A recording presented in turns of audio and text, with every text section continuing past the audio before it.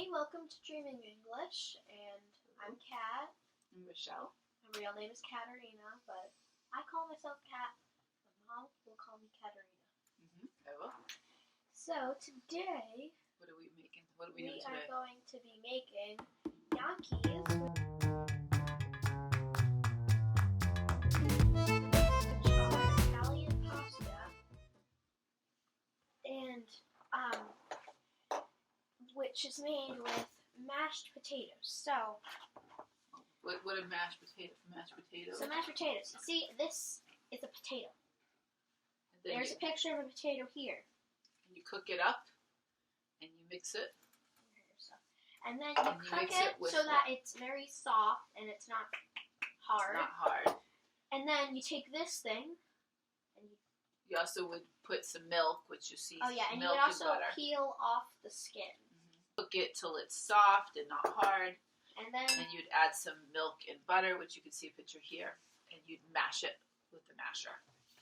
All right, but we're not going to be doing any of that. We already did that. We already made the mashed potatoes because we had a turkey dinner, and these are the mashed potatoes. So then, what else are the ingredients? All right, so have some coffee. Yeah, coffee is not one of the ingredients. Nope, but I need it. Right. One of the other ingredients is flour. We need to mix in flour to get it thicker. And it takes 4 cups. This is actually 4 cups. It has and eggs. We need eggs. This is an egg. And how many of those do we need? We need 4. So these are good eggs. But that other egg was a bad egg. It was cracked. Here's another egg because I have another. I'll be right back. Okay. So you need 4 eggs, 4 cups of mashed potatoes, and you can see there's a line here. All right, I'm back.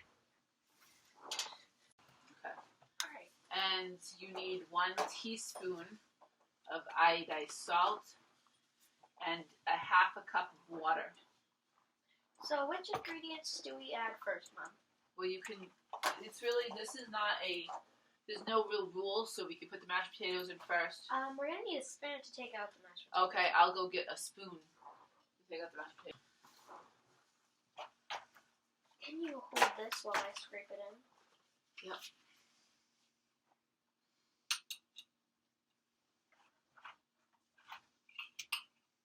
There, we have the mashed potatoes. They're not as appealing looking as they would look if we had just made them. Right. So now I'm going to crack in the eggs. That's all 4 eggs. Oh, okay. Drop that. So now I'm going to add in a 4th cup of water. You're going to add the flour in and the half of the teaspoon of salt, and we can start mixing. We'll mix it with our hands.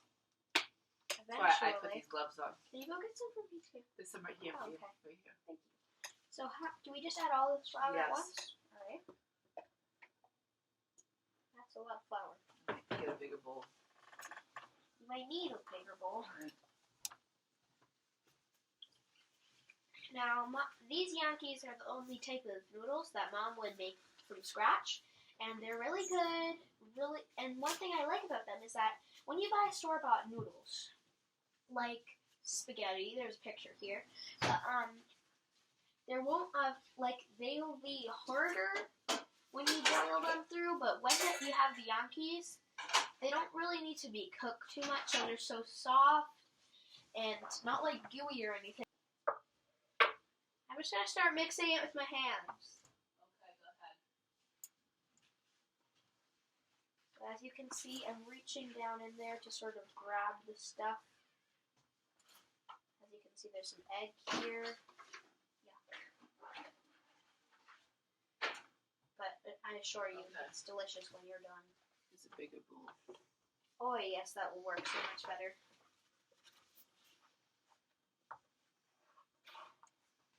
So as you can see, if it seems like it is a little sticky, we might add more flour. That's why we have extra. So the recipe might sometimes call for more flour. It depends on how wet your potatoes are.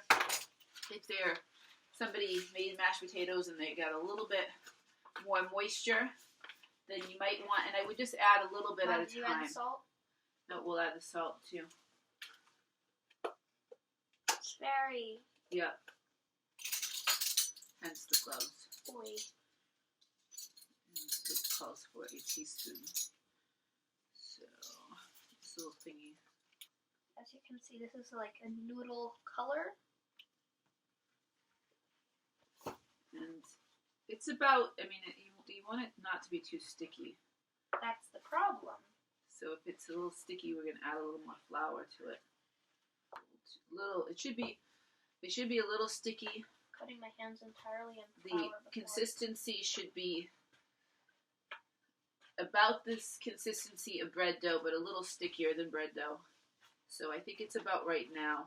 If you watched our video on how to make challah, it should be a little stickier than the challah right before we start. Let's do this. You're going to put flour on the board, and we're going to put the dough on there. Don't put any more flour, please. I'm putting flour on the board. All right, good. And, okay. As you can see, it does have a different consistency than when we made challah bread. So we want to break it up into smaller bits to kind of work with it. So we'll put, and let's take out stuff out of our way. So what we want to do is we're going to want to roll it. Is we're going to break them up. We're going to roll them into long things like this. So you want to get a smaller bit so you can roll it into. And once you roll it, then you can cut them like this. Oh, yeah, and then we have to shape them as well. Well, you can do it like this, Don't or cut off my fingers.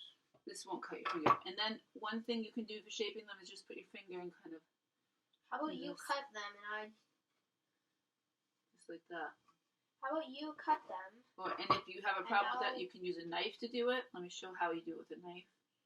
So that's how you would do it with a knife. It's kind of just. Oh, that one looks like cavatelli.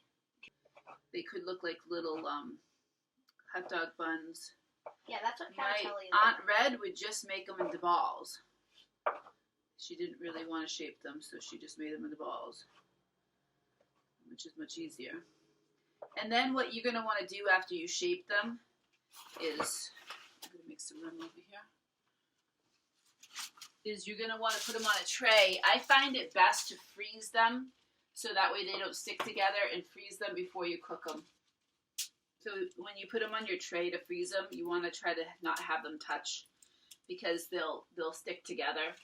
So Potato chunk. you really don't want them to touch. And that's pretty much, I mean, this is as easy as it is. After you freeze them, you can put a pot of water to boil, and once it boils, you can stick your Gnocchis in, and you want to cook them in, I think it might be about 5 minutes. You want to cook them until they float to the top. So these are the Gnocchis that are now in the pot, and we'll know that they are done when they start to float. And here's my sauce with my sausage and meatballs for dinner. That these are starting to float, so they're almost done. You want to bring water to a boil and then drop them into the boiling water and then boil them for about maybe it's like 5 to 6 minutes until they start to float, and then they're done, and you put them on a plate and put some lovely sauce on them. Hello, welcome to Dreaming English. Well, welcome back, actually. Yeah. We finished the Gnocchis. They're very good. And I like to eat mine actually with some grated Parmesan cheese. I don't. And Katerina doesn't. I usually eat them with sauce and a meatball. And I have some, this is some meatballs that we made. Not today, but we made them before. And sausages that I bought in my basket.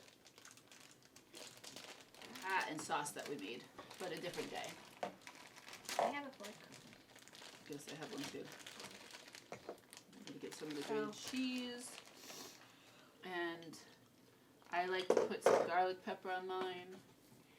I like garlic pepper and other things, but pasta is not so a much. little bit. So I have the lovely garlic pepper, the Parmesan cheese, and the lovely Himalayan salt. And voila. Healthy salt. Healthy salt.